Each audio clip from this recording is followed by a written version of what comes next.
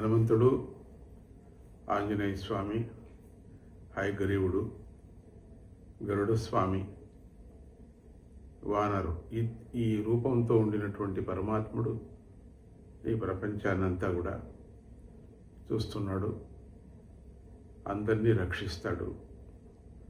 ఇదంతా కూడా కలియుగానికి దగ్గర కదా, అందుకని ఇవన్నీ కూడా జరగాల్సిందే. ఇవన్నీ ఇప్పుడు ఇంకా మన పాదం వేరే పాదంలో మనం అడుగు పెడుతున్నాం కాబట్టి భయంకరంగా ఇవన్నీ ఈ సందర్భాలు కావాల్సిందే. అందుకని మేము భయపడాల్సిన పని లేదు. అందరూ ఆ నరసింహస్వామిని ప్రార్థన చేస్తే పంచముఖ నరసింహస్వామిని ప్రార్థన చేసినట్టు, ఆ పంచభూత దేవతలను కూడా మనం ప్రార్థన చేసినట్టు.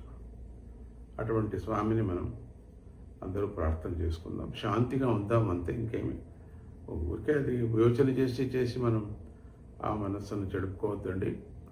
శాంతిగా ఉండటానికి ప్రయత్నం చేయండి అందరూ కూడా.